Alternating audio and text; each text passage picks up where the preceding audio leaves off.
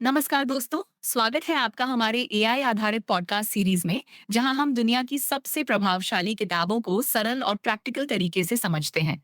ये है हमारा एपिसोड 2 और हम बात कर रहे हैं मशहूर किताब रिच डैड पुअर डैड के बारे में, जिसे रॉबर्ट कियोसाकी ने लिखा है। इस किताब में लेखक ने अपने दो पिताओं की सोच को कंपेयर किया है। एक है उनके असली पिता, जिन्हें वे पुअर डैड कहते हैं, और दूसरे हैं उनके दोस्त के पिता, जिन्हें वे रिच डैड कहते हैं।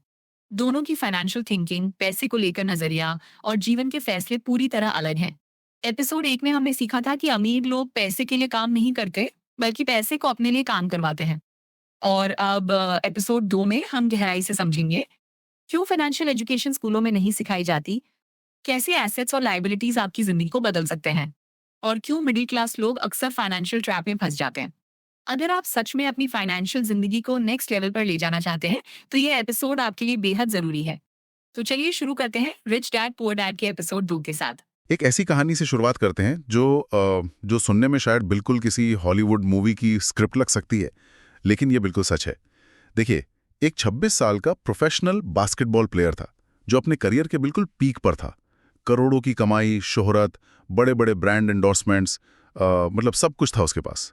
लेकिन इस गोल्डन पीरियड के सिर्फ 5 साल बाद 19 साल की उम्र में वो पूरी तरह सड़क पर आ गया। हाँ, और ये सच में बहुत शॉकिंग करने वाली बात है। बिल्कुल। वो एक कार वॉश में मिनिमम वेज पर यानी दिहाड़ी पर गाड़ियां साफ करने का काम कर रहा था। और कहानी यहां खत्म नहीं होती है। उसे उस कार वॉश की जॉब से भी निकाल दिया गया। और वजह सुनकर शायद कोई भी हैरान हो जाए। गाड़ियां साफ करते वक्त उसने अपनी एक और अकेली बची हुई कीमती चीज, अपनी चैंपियनशिप रिंग, उसको उतारने से मना कर दिया था। Oh wow! यानी उसने अपनी आखिरी निशानी छोड़ने से मना कर दिया। वही तो। उसका कहना था कि पूरी जिंदगी की मेहनत के नाम पर अब सिर्फ वही एक निशानी बची है, और अगर वो भी छिन गई तो उसका अस्तित्व ही खत्म हो जाएगा। तो सवाल यह है कि ऐसा कैसे होता है? एक इंसान जो करोड़ों कमा रहा था, वो अचानक ऐसे सड़क पर कैसे आ जाता है? जवाब शायद वहां छिपा है जो हमें और बाकी सबको स्कूल में कभी नहीं पढ़ाया गया। आज की इस गहरी पड़ताल में हम उस कड़वे सच को समझेंगे कि पैसे कमाने का मतलब अमीर होना क्यों नहीं है। ये कहानी सुनकर सच में दिमाग में एक अजीब सी बेचैनी होती है। एक ऐसी स्थिति जहां किसी ने इतना ज्यादा पैसा कमाया फिर भी सब कुछ गवा दिया। ये इस बात का सबसे बड़ा सबूत है कि पैसा कमाना यानी मेकिंग मनी और पैसे को बचाकर रखना यानी कीपिंग मनी, ये दोनों बिल्कुल अलग-अलग स्किल्स हैं। ज्यादातर लोग पूरी जिंदगी बस यही सोचते रहते हैं कि अगर उनकी लॉटरी लग जाए या अचानक से उनका पैकेज डबल हो जाए तो उनकी सारी फाइनेंशियल प्रॉब्लम्स हमेशा के लिए खत्म हो जाएंगी। राइट। एग्जैक्टली। लेकिन असल जीवन में प्रैक्टिकली ऐसा बिल्कुल भी नहीं होता। आज के इस विश्लेषण का मकसद यही है कि हम उन मिथ्स को, उन बड़ी गलतफहमियों को तोड़ें जो हमारी सोसाइटी में बहुत डीपली रूटेड हैं।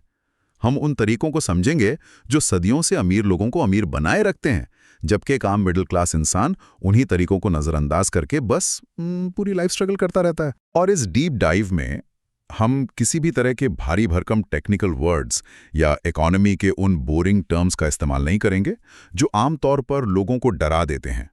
हम इसको बिल्कुल आसान भाषा में डे टू डे एग्जाम्पल्स के साथ समझेंगे ताकि कोई भी इसे आसानी से अप्लाई कर सके। तो शुरुआत करते हैं सोसाइटी की उस सबसे बड़ी गलतफहमी से, जहां हर किसी को लगता है कि बस इनकम बढ़ जाए तो सब ठीक हो जाएगा। ऐसा माना जाता है कि पैसा ही हर फाइनेंशियल प्रॉब्लम का अल्टीमेट सोल्यूशन है। यहाँ सबसे हैरान करने वाली बात यह है कि हिस्ट्री और साइकोलॉजी दोनों हमें बिल्कुल अलग रियलिटी दिखाते हैं। अगर हम थोड़ा पीछे जाएं तो 1923 मतलब 1923 के शिकागो की एक बहुत मशहूर घटना है जो इस बात को पूरी तरह साबित करती है। वहाँ के एजवाटर बीच होटल में एक मीटिंग हुई थी। उस मीटिंग में दुनिया के सबसे बड़े और अमीर बिजनेसमैन शामिल थे। अच्छा, उस मीटिंग में कौन कौन था वैसे? जरा सोचिए उस कमरे में कौन लोग बैठे थे।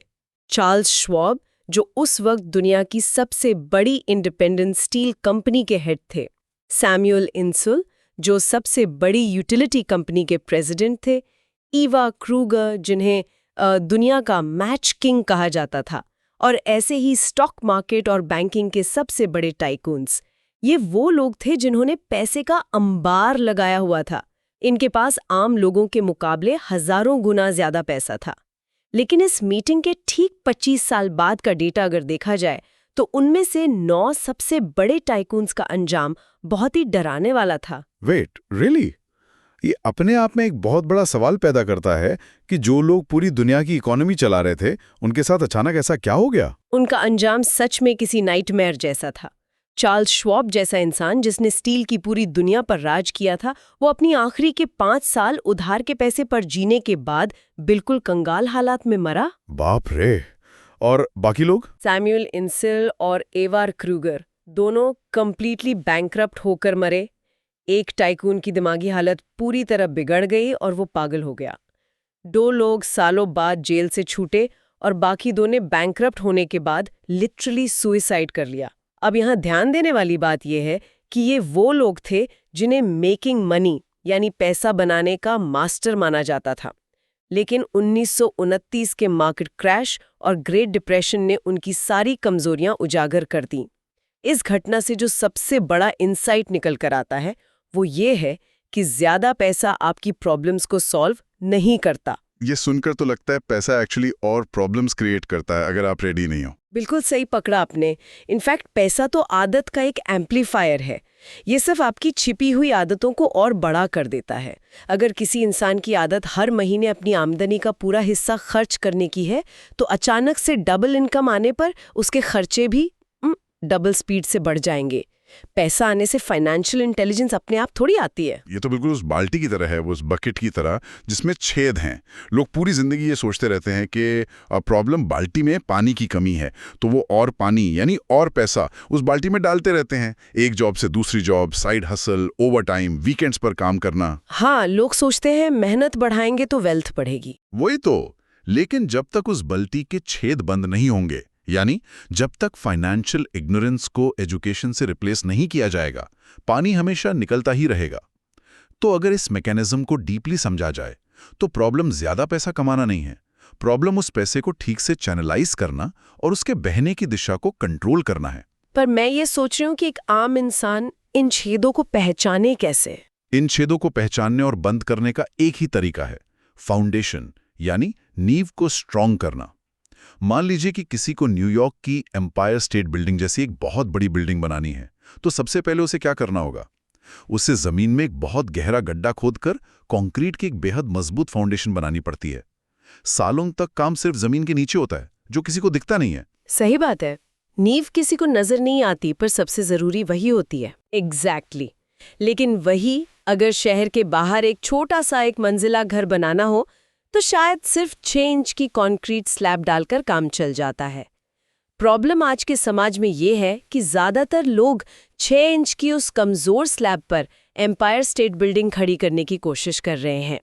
हर किसी को लाइफस्टाइल स्काईस्क्रैपर चाहिए, बड़ी गाड़ियां, आलीशान घर, महंगे वेकेशंस, लेकिन उनका फाइनेंशियल नॉलेज बेस बिल्कुल फ्लैट और कमजोर होता है। और फिर जब इकोनॉमी में थोड़ा सा तूफान आता है, थोड़ा सी रिसेशन आती है या जॉब में कोई प्रॉब्लम आती है, तो वो लाइफस्टाइल वाली बिल्डिंग ताश के पत्तों की तरह धराशायी हो जाती है। हाँ, और ऐसा रोज होता है लोगों के साथ।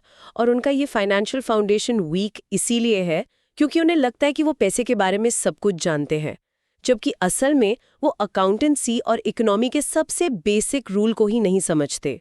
वो रूल है एसेट और लायबिलिटी के बीच का क्लियर फर्क। अगर कोई सच में फाइनेंशियली आजाद होना चाहता है, तो उसे बस एक गोल्डन रूल को अपने दिमाग में छाप लेना चाहिए। इसे हम किस प्रिंसिपल कहते हैं? Keep it super simple. तो ये सुपर सिंपल प्रिंसिपल बेसिकली है क्या? ये रूल कहता है कि अमीर लोग सिर्फ एसेट्स खरीदते हैं और गरीब या मिडिल क्लास लोग लायबिलिटीज खरीदते हैं। लेकिन कंफ्यूजन यहाँ पर है कि वो उन लायबिलिटीज को ही अपना एसेट समझ बैठते हैं। चलिए इसको थोड़ा और डेप्थ में अनपैक करते हैं। आखिर टेक्निकली और प्रैक्टिकली एसेट क्या है और लायबिलिटी क्या है, और सबसे ज़रूरी बात, इनके काम करने का तरीका यानी मैकेनिज्म क्या है? क्योंकि अगर डिक्शनरी देखें तो भाषा बहुत कॉम्प्लेक्स हो जाती है। बहुत ही आसान और सीधी भाषा में अगर कहें, एसेट एक ऐसी मशीन है जो आपकी पॉकेट में लगातार पैसा डालती है, और लायबिलिटी एक ऐसी इनविजिबल पाइप है जो लगातार आपकी पॉकेट से पैसा बाहर निकालती रहती है। बस इससे ज्यादा इसमें और कोई कॉम्प्लेक्सिटी नहीं है। यानी कोई चीज़ एसेट तभी है जब वो सच में कैश ला रही हो। बिल्कुल। अगर कोई चीज खरीदी गई है और उसके होने से, चाहे कोई फिजिकली काम करे या सोता रहे, हर महीने जेब में कुछ पैसे आ रहे हैं तो वो एसेट है, जैसे कि कोई डिविडेंड देने वाला स्टॉक या रॉयल्टी देने वाली बुक या रेंट देने वाली कोई छोटी सी कमर्शियल दुकान। दूसरी तरफ अगर किसी चीज को मेंटेन करने में, उसकी किश्त भरने में या उसके होने की वजह से हर महीने जेब से पैसा जा रहा है तो वो लायबिलिटी है, जैसे कि एक महंगी लग्जरी कार। हाँ, जिसका इंजन स्टार्ट होने से पहले ही उसकी वैल्यू गिर जाती है और फिर हर महीने ईएमआई, इंश्योरेंस और मेंटेनेंस के रूप में वो पैसा चूसने लगती है। सही कहा, वो दिखने में एसेट लग सकती है सोसाइटी को, पर कैश फ्लो के हिसाब से वो लायबिलिटी है। लेकिन रुकिए, यहाँ एक बहुत ही ऑब्वियस सवाल दिमाग में आता है। अगर ये कॉन्सेप्ट इतना ही सिंपल है, इनफैक्ट इतना ज़्यादा बेसिक है कि एक छोटा बच्चा भी समझ जाए, तो फिर सब लोग अमीर क्यों नहीं बन जाते? हमारे इर्द गिर्द इतने सारे हाईली एजुकेटेड लोग हैं, चार्टर्ड अकाउंटेंट्स हैं, बड़े बड़े फाइनेंशियल प्लानर्स हैं। उन्होंने इस चीज़ को इतना कॉम्प्लेक्स, इतना डरावना क्यों बना रखा है कि एक आम इंसान बैलेंस शीट देखकर ही घबरा जाए? ये एक बहुत ही डीप और ज़रूरी पॉइंट है। असल में प्रॉब्लम एजुकेशन या मैथ्स की नहीं है, प्रॉब्लम अडल्ट ईगो की है। जैसे जैसे उम्र बढ़ती है और लोग बड़ी डिग्रीज हासिल करते हैं, ईगो भी बढ़ने लगती है।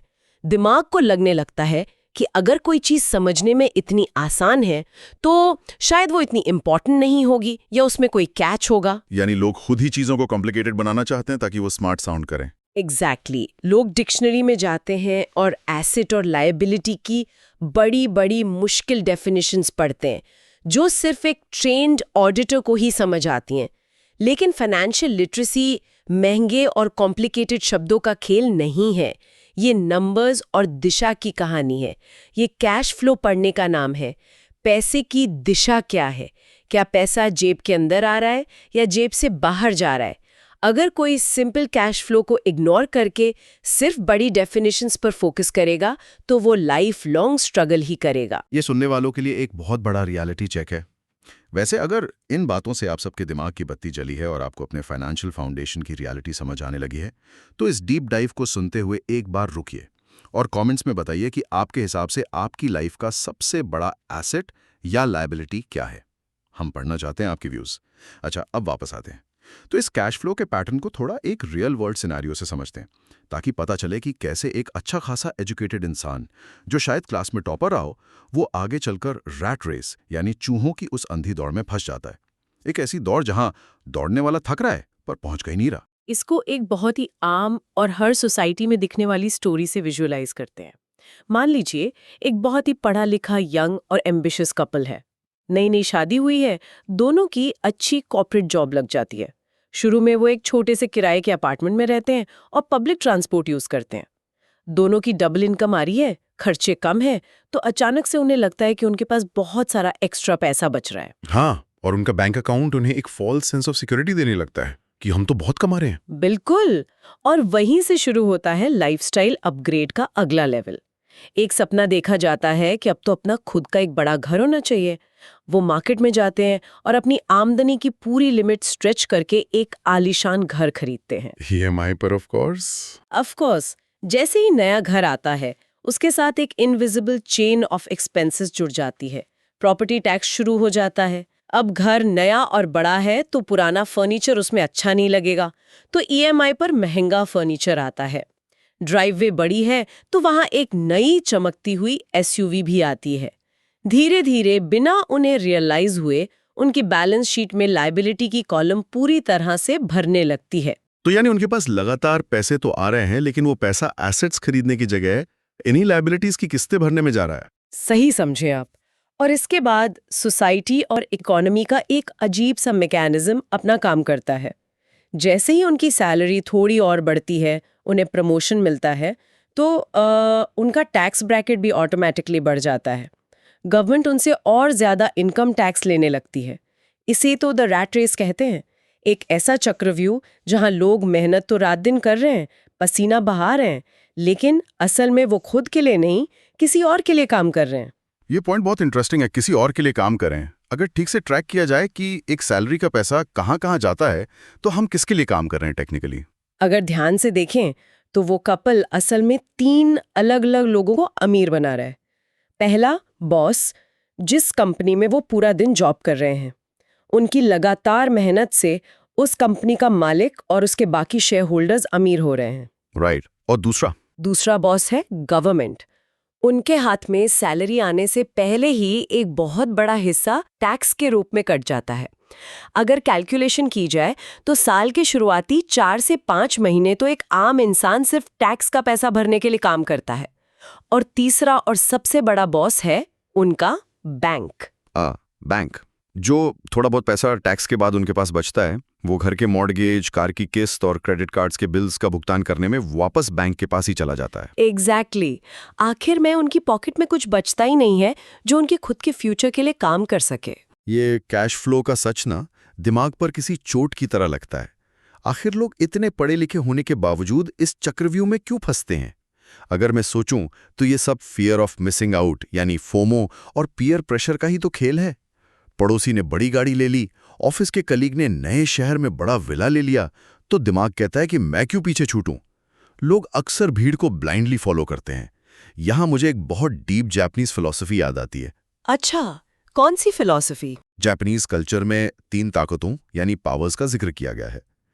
पहली है सॉर्ड यानी हथियार की ताकत, दूसरी है जूल यानी पैसे की ताकत, और तीसरी और सबसे बड़ी ताकत है मिरर यानी शीशा, जो सेल्फ नॉलेज या खुद को सच्चाई से पहचानने की ताकत को दर्शाता है। लोग आजकल पैसे की ताकत के सामने पूरी तरह झुक जाते हैं और भीड़ के पीछे चलते हैं। वो मिरर में देखकर यानी अपनी खुद की बैंक स्टेटमेंट और रियलिटी को ध्यान से देखकर खुद से ये नहीं पूछते कि क्या जो मैं कर रहा हूं वो मेरे फ्यूचर के लिए सही है, क्या मैं वही कर रहा हूं जो सब कर रहे हैं, या इसका कोई फाइनेंशियल लॉजिक भी है। वो बस देखा देखी में एक नई लायबिलिटी को एसेट समझकर अपने गले में बांध लेते हैं। ये मिरर वाली एनालॉजी बिल्कुल सटीक है, क्योंकि लोग असल में डरते हैं। डर इस बात का कि अगर उन्होंने भीड़ से अलग कुछ किया तो सोसाइटी उन्हें रिजेक्ट कर देगी या उन्हें पिछड़ा हुआ मानेगी। ये कन्फर्म करने का, सबके जैसा बनने का डर लोगों की फाइनेंशियल आंखें बंद कर देता है, और इसी भीड़ के दबाव में आकर लोग लाइफ का सबसे बड़ा फाइनेंशियल ब्लंडर करते हैं, जो आज के इस विश्लेषण का सबसे बड़ा और सबसे कंट्रोवर्शियल मुद्दा भी है। लेकिन रुकिए, अब यहाँ आकर चर्चा सच में गर्म होने वाली है, क्योंकि अब हम एक ऐसे कॉन्सेप्ट की बात करने वाले हैं जो सीधे लोगों के दिल और उनके सबसे डीपली हेल्ड बिलीफ्स पर वार करता है।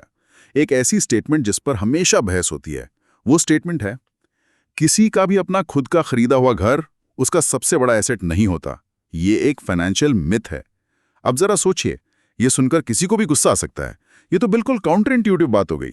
हाँ, और मैं पूरी तरह समझ सकती हूँ कि ये सुनने में बहुत अजीब और कड़वा लगता है।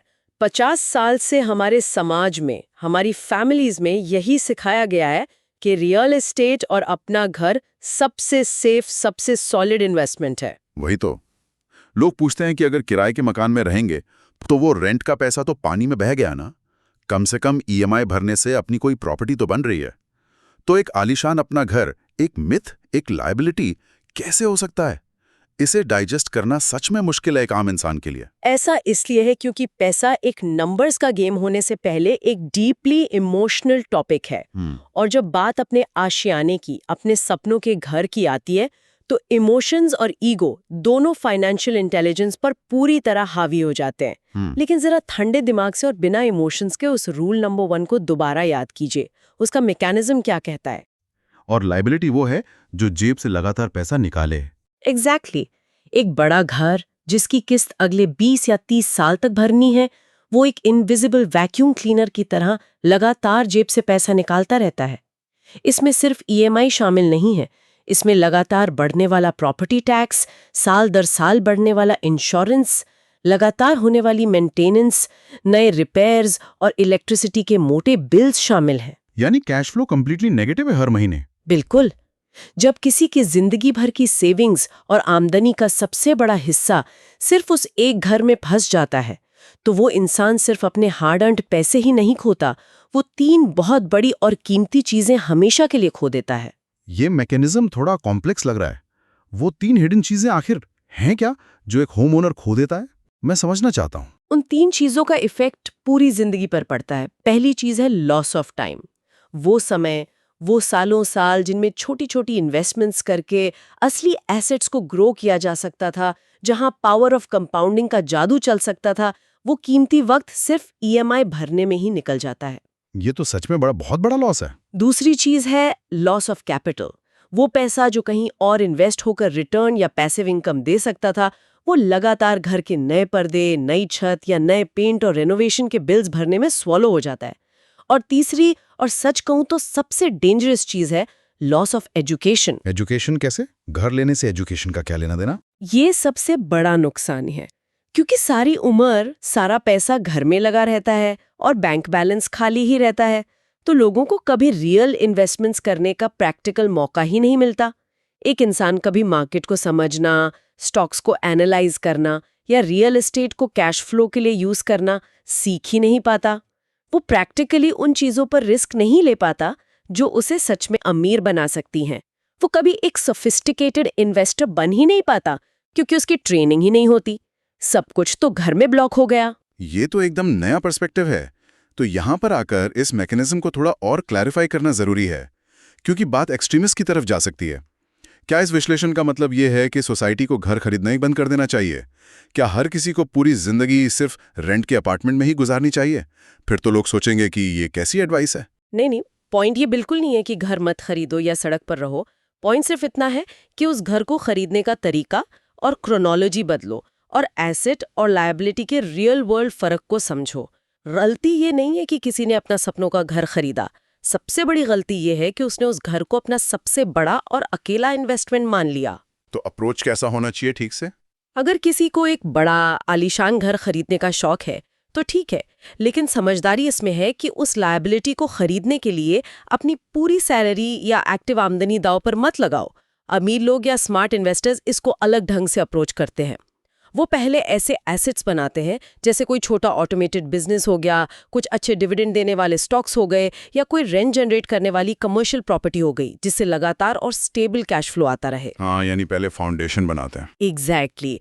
और जब उन एसेट्स से आने वाला पैसा इतना हो जाए कि वो नए घर की भारी किश्त और सारे मेंटेनेंस खर्चे आराम से कवर कर सकें, तब वो खुश होकर वो आलीशान घर खरीदते हैं।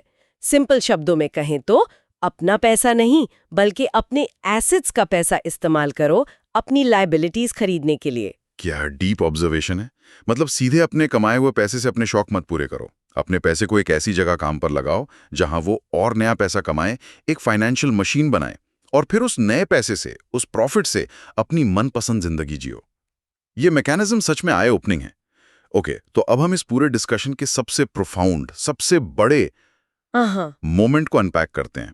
अगर एक बहुत बड़ी आमदनी, बैंक बैलेंस का दिखावा और एक आलीशान बड़ा घर, अगर ये सब सच में अमीरी की निशानी नहीं है, तो फिर असल दौलत यानी ट्रू वेल्थ है क्या? दुनिया इस वेल्थ नाम की चीज को नापती कैसे है? इस सवाल का सबसे बेहतरीन और डीपली फिलोसॉफिकल जवाब एक बहुत ही महान सोचने वाले इंसान आर बकमिंस्टर फुलर ने दिया था। वो एक बहुत ही मशहूर और आगे की सोच रखने वाले विजनरी थे। उन्होंने वेल्थ यानी दौलत की एक ऐसी डेफिनेशन दुनिया के सामने रखी जो टिपिकल नेटवर्थ या बैंक बैलेंस की बातों से बिल्कुल अलग है। ज्यादातर लोग अमीरी को डॉलर्स या रुपए में नापते हैं, लेकिन बकमिंस्टर फुलर ने कहा कि वेल्थ को पैसे में नहीं बल्कि डीनो में यानी वक्त या डेज में नापा जाता है। वक्त में नापा जाता है, ये थोड़ा एब्स्ट्रैक्ट कॉन्सेप्ट लग रहा है। इससे स्पेसिफिकली कैसे कैलकुलेट करते हैं? दिन और वेल्थ का क्या कनेक्शन है? उनकी डेफिनेशन बहुत ही सिंपल और प्रोफाउंड है।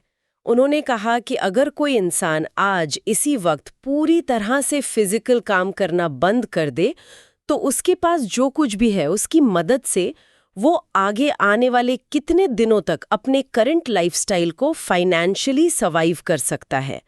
वही नंबर ऑफ डेज उसकी असल वेल्थ है। अमीरी पैसा नहीं, अमीरी सर्वाइवेबिलिटी है। यह आइडिया बहुत ही पावरफुल लग रहा है, लेकिन इस मैकेनिज्म को एक बिल्कुल प्रैक्टिकल एग्जाम्पल, एक केस स्टडी के जरिए तोड़ते हैं। मान लीजिए दो अलग अलग लोग हैं। एक है एक हाईली स्पेशलाइज्ड डॉक्टर और दूसरी है एक मॉडेस्ट स्कूल टीचर। दोनों की वेल्थ को वक्त में कैसे नापेंगे?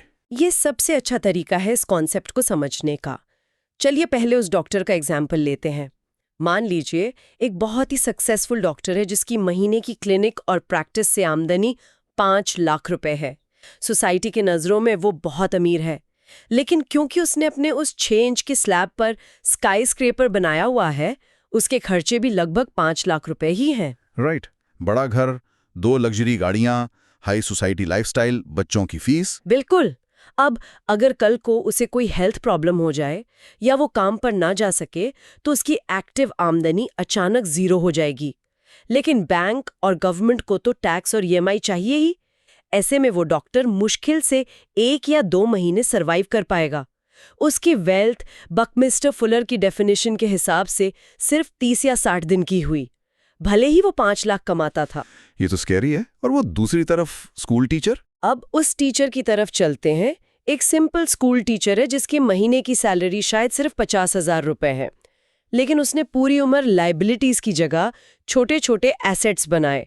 उसका अपना लाइफस्टाइल का खर्चा सिर्फ 30,000 रुपए महीना है, और उसने पिछले सालों में जो रेंट आने वाली एक छोटी प्रॉपर्टी और कुछ म्यूचुअल फंड्स बनाए हैं, उन एसेट्स से उसे बिना कुछ किए हर महीने 40,000 रुपए की पैसिव इनकम आती है। मतलब उसका सर्वाइविंग बिल 30,000 है और उसके एसेट्स बिना उसके बेड से उठे हर महीने 40,000 कमा कर दे रहे हैं। सही पकड़ा। अब अगर वो टीचर आज ही अपनी जॉब छोड़ दे या काम करना पूरी तरह बंद कर दे तो वो कितने दिन सर्वाइव करेगी? जवाब है इन्फिनिट दिन, यानी हमेशा, क्योंकि उसके एसेट्स उसके सर्वाइव करने की कॉस्ट से ज्यादा बड़ी मशीन बन चुके हैं। इसलिए भले ही वो टीचर महीने का सिर्फ 50,000 कमाती थी और डॉक्टर 5 लाख कमाता था, असल में वो टीचर उस डॉक्टर से हजारों गुना ज्यादा वेल्दी और आजाद है। वाह, ये एक ऐसा मोमेंट है जहां सच में दिमाग के सारे जाले साफ हो जाते हैं।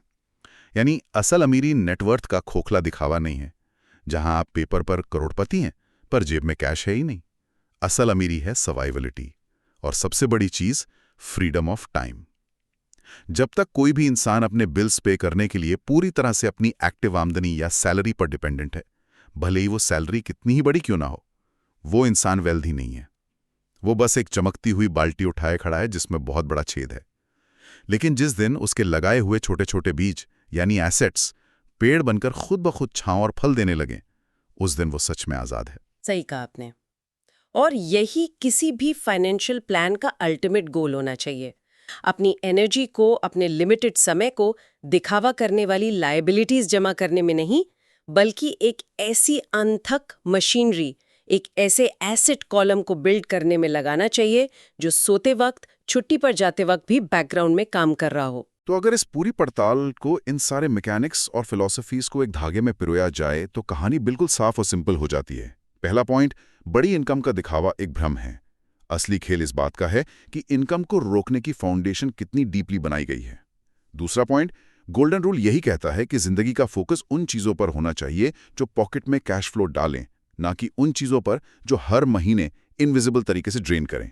तीसरा, रैट रेस का चक्रव्यूह समझना होगा कि कैसे एक बढ़ती हुई आमदनी सिर्फ सरकार और बैंक के अकाउंट को अमीर कर रही होती है जब तक कि कोई उस पैटर्न को ब्रेक ना करे।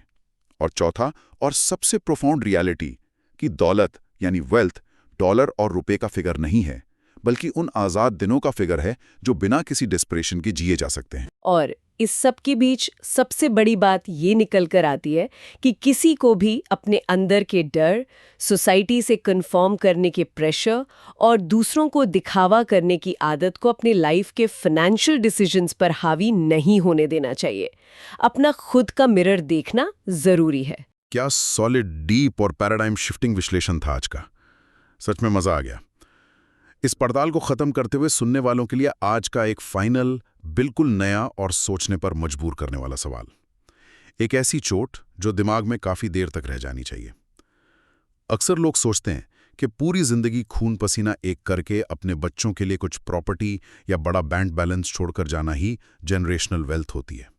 लेकिन बकमिंस्टर फुलर की इस डेफिनेशन ने गेम बदल दिया है। अगर सच में वेल्थ पैसा नहीं बल्कि वक्त है, सर्वाइवेबिलिटी है, तो असल जनरेशनल वेल्थ का मतलब सिर्फ प्रॉपर्टी पास करना नहीं है। उसका मतलब है आने वाली पीढ़ियों का, आने वाली जनरेशन्स का वक्त खरीदना। एक ऐसी सच्ची आज़ादी जहां उन्हें सोसाइटी की डिमांड्स या किसी और की शर्तों पर अपनी जिंदगी ना जीनी पड़े। वो अपने वक्त के खुद मालिक बन सकें। क्या जो मेहनत आज की जा रही है वो उनके लिए वो आज़ाद वक्त खरीद पा रही है? सोचिएगा जरूर। और वो बास्केटबॉल प्लेयर जिसका हमने शुरू में जिक्र किया, जो सड़क पर गाड़ियां धो रहा था, उसने अपनी चैंपियनशिप रिंग इसलिए नहीं उतारी क्योंकि उसके पास आशियाने के नाम पर, अचीवमेंट के नाम पर और एसेट्स के नाम पर वही एक आखिरी धोखा बचा था जिसे वो आज़ादी समझ रहा था। हम सब की जिंदगी में वो रिंग क्या है? ये तय करना बहुत ज़रूरी है। अगर इस विश्लेषण ने किसी पुराने नज़रिए को बदला है तो अपने व्यूज़ ज़रूर शेयर करें। ऐसी ही गहरी पड़ताल को उन लोगों के साथ शेयर करें जिन्हें आज़ादी की कीमत समझनी है। और मिलते हैं अगले सेशन में एक नए कॉन्सेप्ट और एक नई पड़ताल के साथ।